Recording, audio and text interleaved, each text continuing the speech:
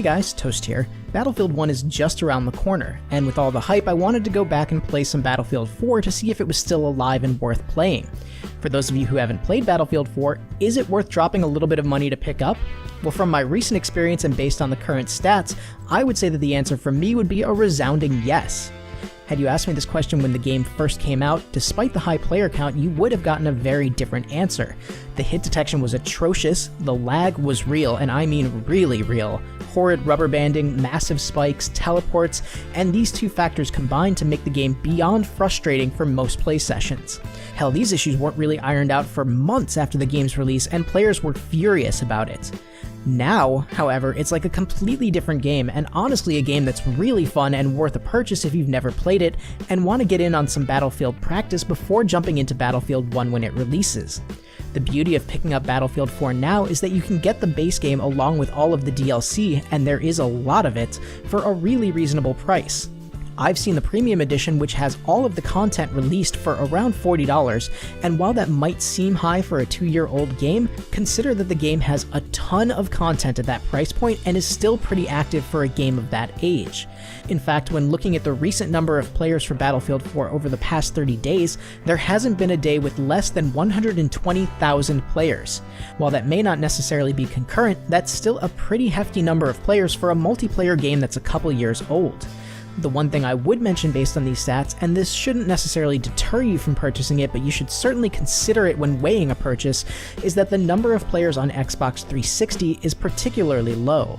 I noticed only around 5,000 to 7,000 players each day on that platform, while all other platforms were at 15,000 or more, with PS4, Xbox One, and PC being the 3 highest played platforms in that order. The main game modes that are key to Battlefield, which are Conquest and Rush, tend to be the two most heavily populated ones, and you should have little trouble finding the option of playing pretty much any map on any one of these two game modes.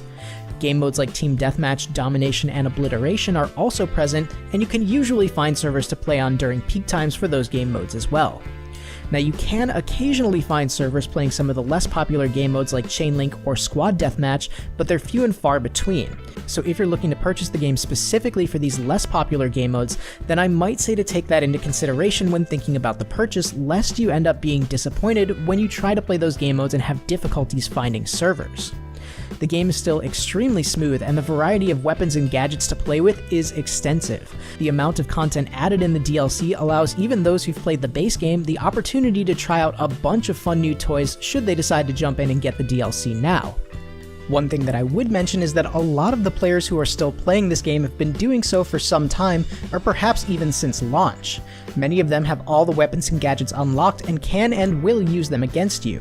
If you have played the base game already and have some unlocks, this wouldn't really make a huge difference to you. However, if you're getting the game for the first time, or you're getting it on a platform in which you haven't played it yet, the starting loadouts that you have, while certainly functional, will be more basic than the loadouts you'll be able to create later on, which can make it more challenging at the start to be as competitive as you may wish.